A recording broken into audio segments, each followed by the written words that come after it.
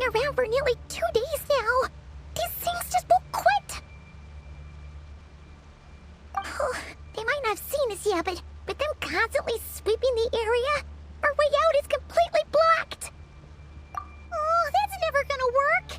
One little slip up and it's game over. If they spot us, they'll run straight back to Rare. And once he knows we're here, it won't be long before he's breathing down our necks again. Oh, guess you're right. All right, time to zip it.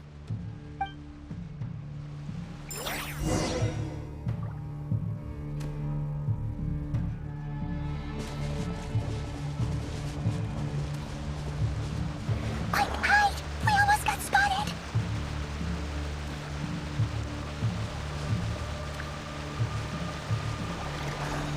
Phew! That was a close call.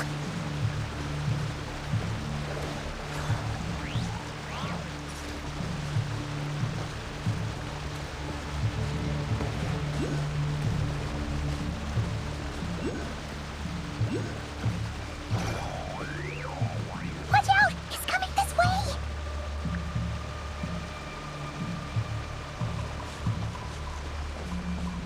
Keep going. We're nearly there. This is the final hurdle.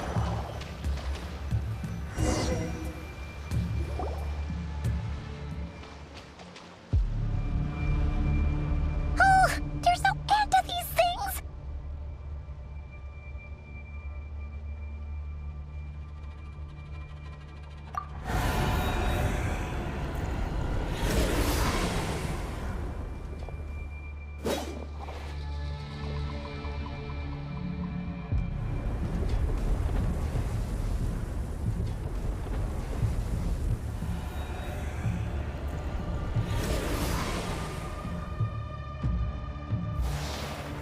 Fire. Fire? Wait, what's that smell? Oh no, there's a fire!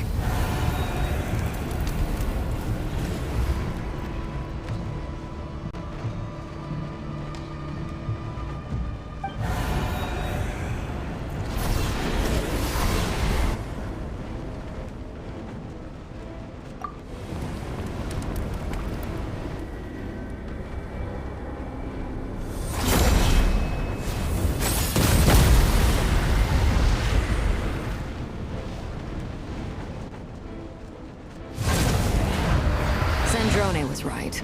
You look weak, Columbina. The old you would never have let such lowly creatures bar your way. Word has it that you did something for the Tsaritsa, and that's why you've lost most of your power. Freedom comes at a heavy price, doesn't it? It's Arlecchino! You came! Hello again, Columbina. And greetings, guests of the House of the Hearth. It's been a while, Arlecchino.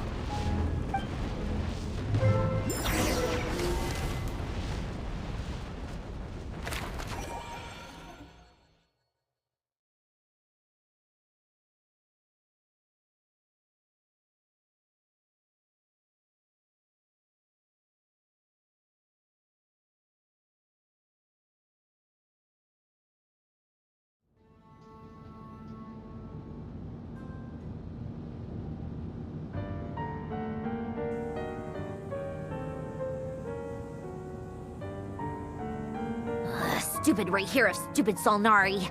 Ugh, whatever. I've got all the data I need. Next time we meet, you're finished.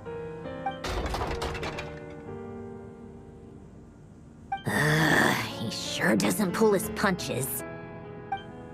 Excuse me, do you need a hand? You can do me a favor by staying out of my way. Can't you see I'm busy? Wait a minute.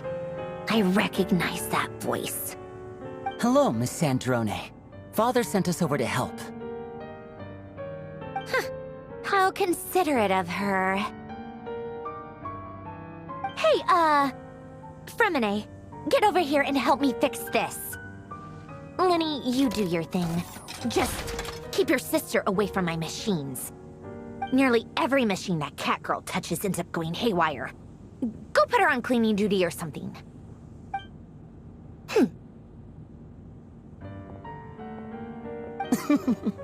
Then let's start downstairs. Fremine, we'll leave this place to you. You've got it. Wait a second. Pretty sure there's still some tea in the cupboard. If you want some, you'll have to make it yourselves.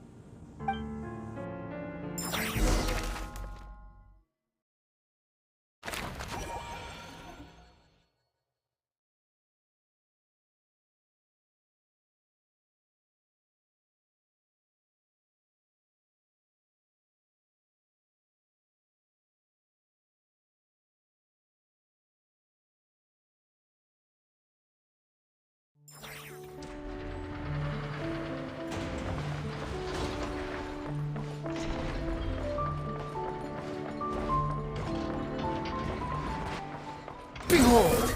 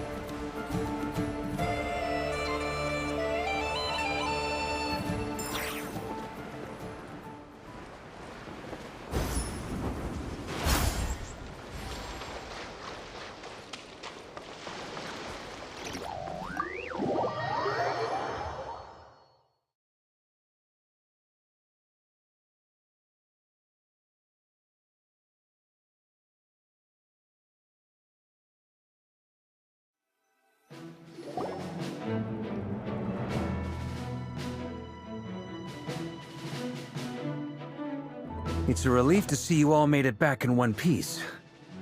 Huh? Feels like there's quite a few people missing. Where's Flint's and the others? And what about Nefer? I returned ahead of them. Flint is helping Ino and Anefa to set up the decoys and buy us some time. As for Miss Nefer... Boss is still wrapping things up on her end. She sent us back to fill you all in on the top secret intel we've been gathering. I see. Then let's get right into it.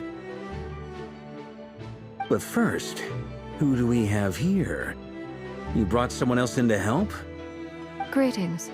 I was invited here to help as a longtime Tea Party companion of Columbina's.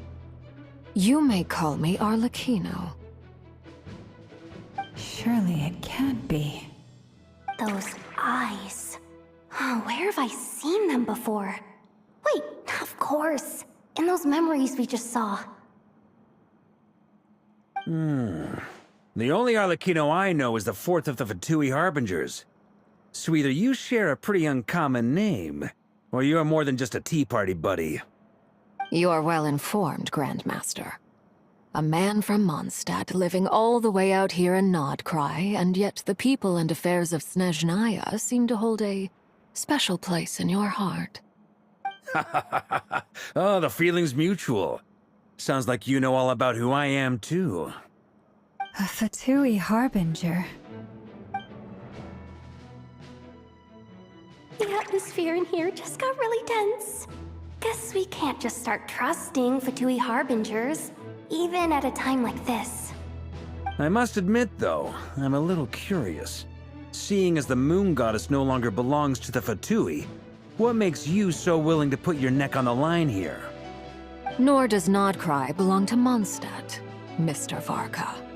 Yet still, you're fighting for it all the same. Things don't always have to have a tangible payoff. Sometimes, stopping things from spiraling out of control is a higher priority than chasing the spoils of victory. Of course, I can't say there's nothing in it for me at all.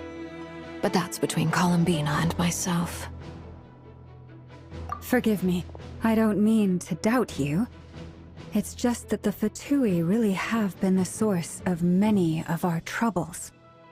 We have our own way of doing things here in Nodcry. But ever since they arrived, the Fatui have treated us with nothing but hostility. I know there's been a lot of bad blood between us in the past. I've done my utmost to avoid friction whenever I could. But sometimes fundamental conflicts of interest simply can't be settled amicably. That's why I'm here solely in a personal capacity. This has nothing to do with the Fatui. As a gesture of good faith, I'll be frank. I can help Columbina track down the iridescent moon's marrow, which will help her restore more of her power. Anyway, what else is on the agenda? Let's begin. She says she'll be frank, then completely skips over the details. Looks like she doesn't want to give away too many secrets after all. But she clearly wants to change the subject. It'd be awkward if I tried to bring it up again now. I guess we'll just have to go along with it. She's the fourth of the Fatui Harbingers after all. One look and you can tell she's not someone you'd want to mess with.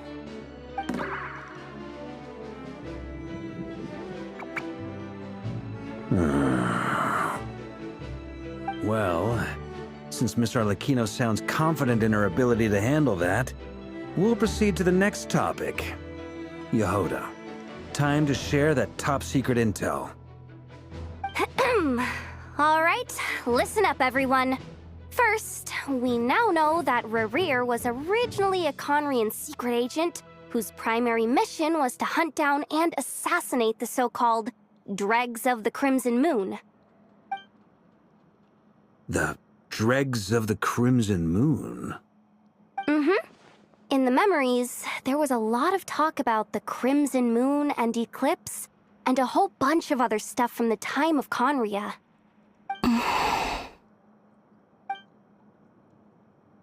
To my knowledge, those were the names of two different Conrian dynasties. Long, long ago, it is said that the people of Conria worshipped the Crimson Moon, drawing a mysterious power from its reflection. But one day, a coup saw the Crimson Moon eclipsed, hence the name of the new dynasty that replaced it, and how it became the new emblem of Conria. Still, long after the Crimson Moon dynasty had fallen, the last ruler of the Eclipse dynasty, the Vinster King, still coveted the secrets it left behind. So, he sent the Rehir of Solnari to secretly hunt down the Crimson Moon's few remaining followers. In those days, Rerir showed no signs of madness. In fact, he was as normal as any other person. Oh, and he had a fiancé, or at least a would-be fiancé, called Tholindis. What's the matter?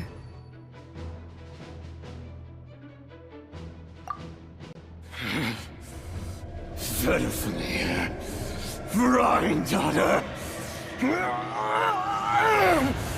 Flinders.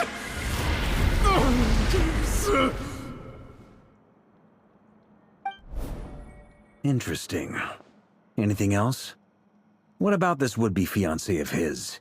Do we know anything about her? Well, she was a researcher at the Universitas Magistrorum, but it felt like she was hiding some kind of secret. Oh, and one more thing. For some reason, Rerir's fragment also contains some of Tholindis' memories, though only a very small portion. Well, no shortage of potential leads, I'll give you that. In any case, it sounds like we can conclude that while Tholindis was still around, Rerir appeared to be lucid and quite normal. Tholindis, it seems, must have been the one thing in this world that he couldn't let go of. Tell me, though, were these pure-blood Conrians we're talking about here? Why do you need to know that? Hold on. If she was a pure-blood Conrian... Oh yeah, just like how it was with the captain. If we could somehow find her, do you think there's any chance Rerir might regain some of his sanity? It's possible, but it would take a miracle. We can't pin all our hopes on that.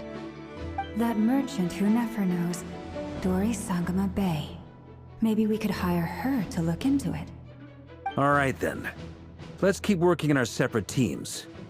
Traveler, Paimon, Kutar, and Miss Arlecchino will go look for the iridescent moon's marrow. As for the others... On the way over here, I noticed that the Wild Hunt monsters had grown even more frenzied in their search for Kutar. At this rate, the people living here will be in grave danger too. So I'm thinking of gathering together some of our followers to go wipe them out. I'll head back to the curatorium and meet up with the boss. Feels good knowing we've all got something to be getting on with.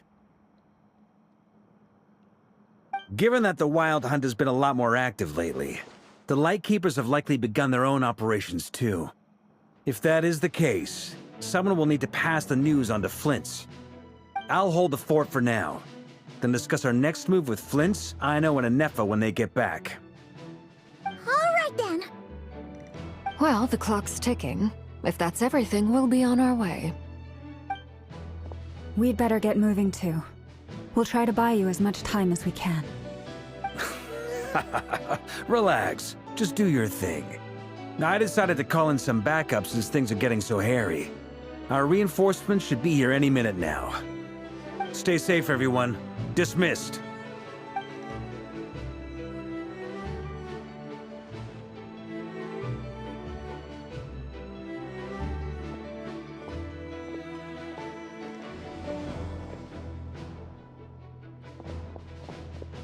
We're back. Did we get here a little early? Or a little late? A tad late. The others have already set off.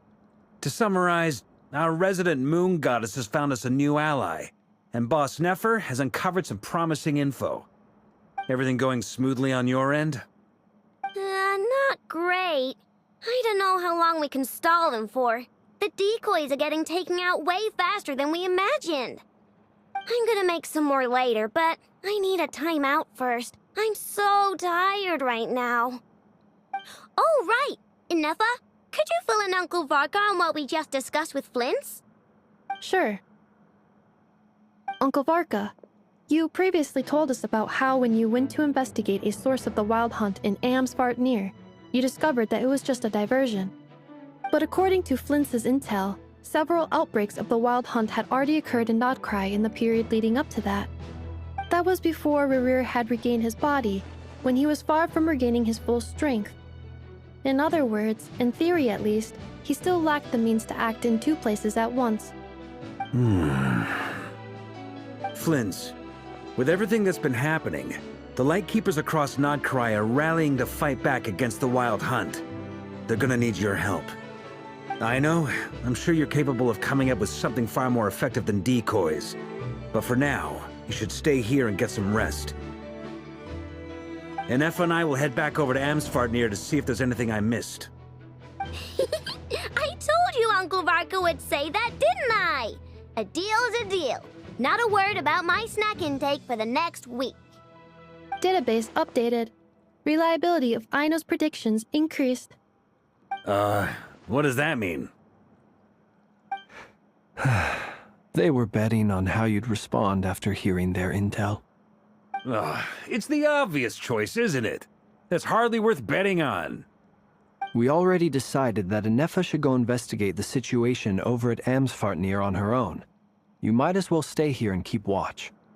Someone needs to hang back and oversee our strategy meetings. And besides, you still haven't fully recovered from ambushing Rerir. So I've ended up with the easiest assignment. Well, I appreciate it, everyone. See you when you get back.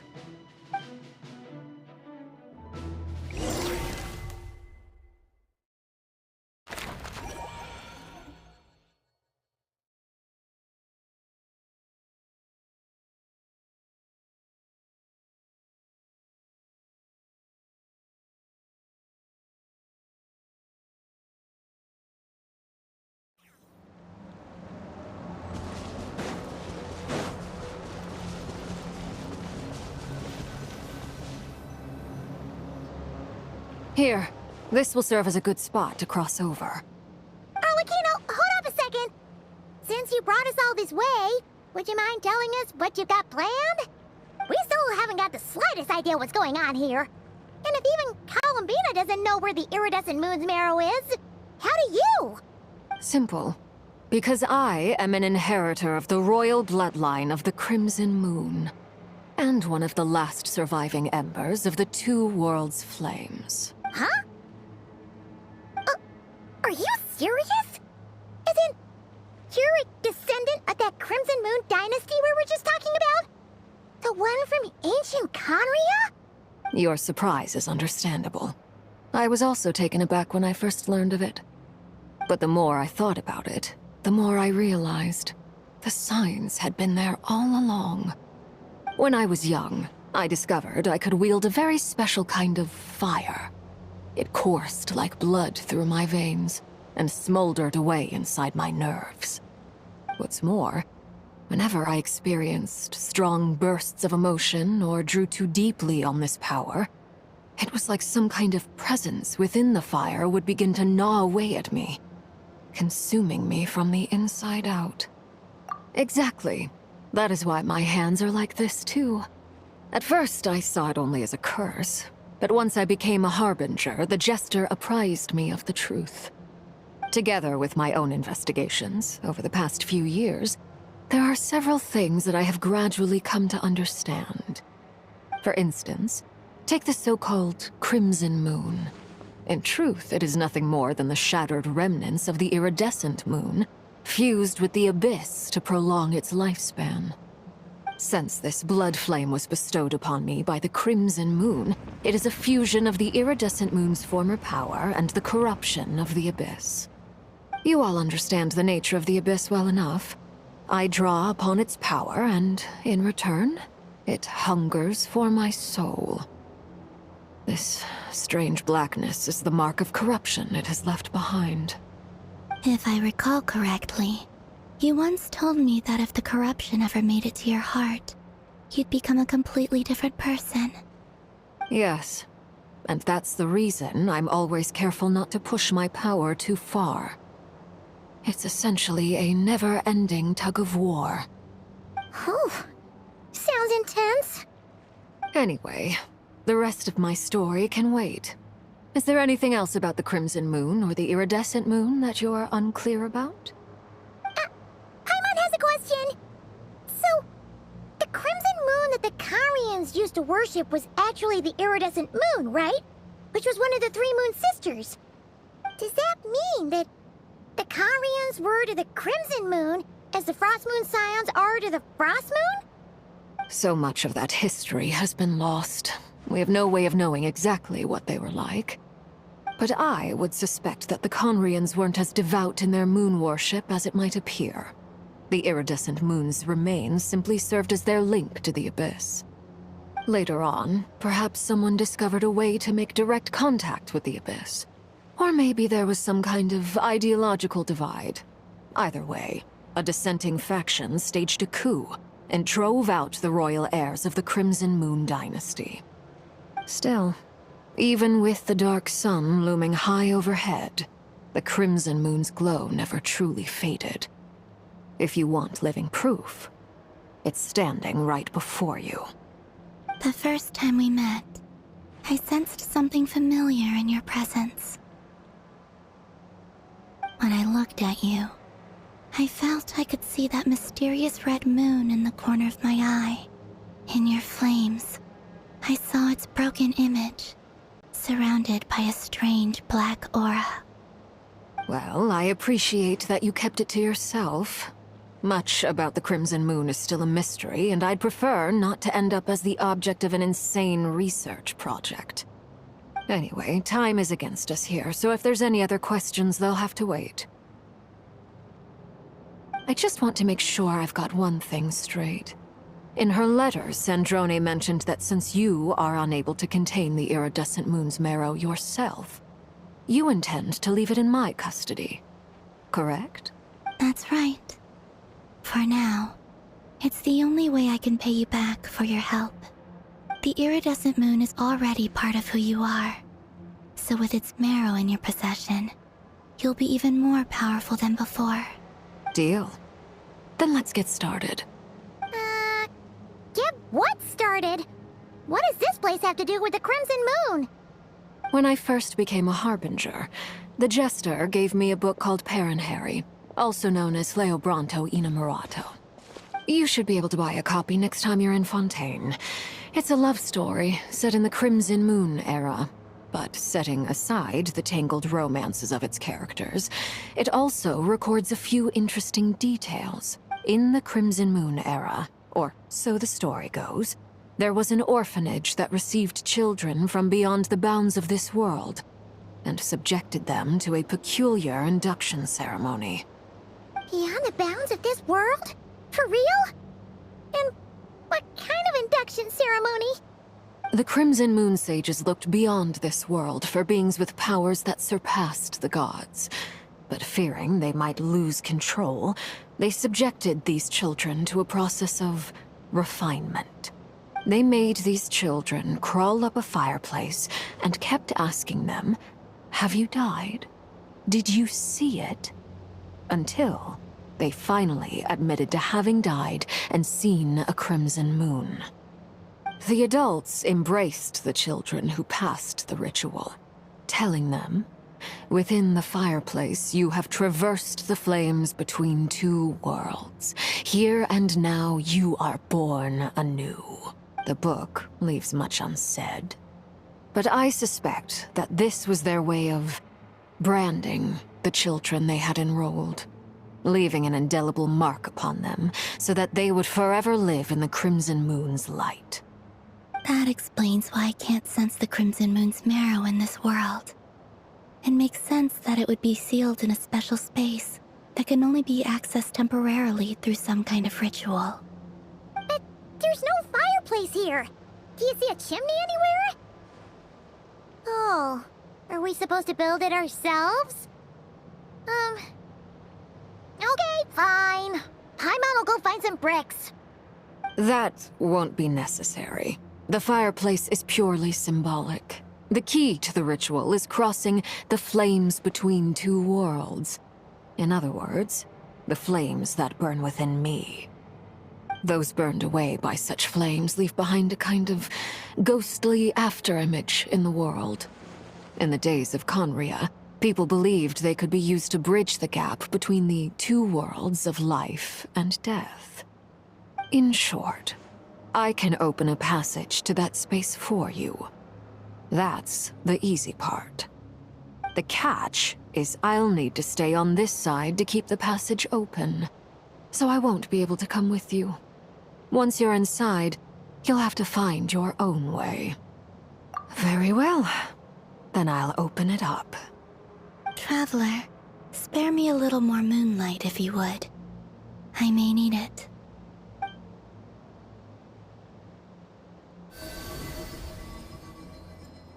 Thank you. I feel like I've recovered some of my strength now. It should be enough to move us across short distances and confront whatever dangers might await.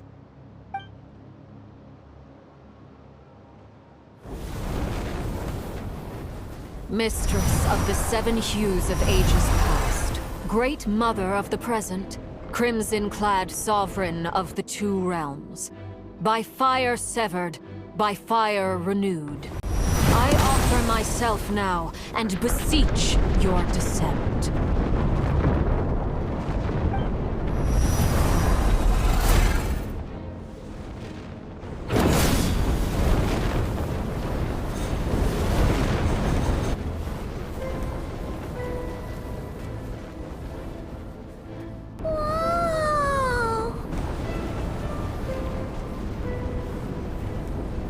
One word of advice.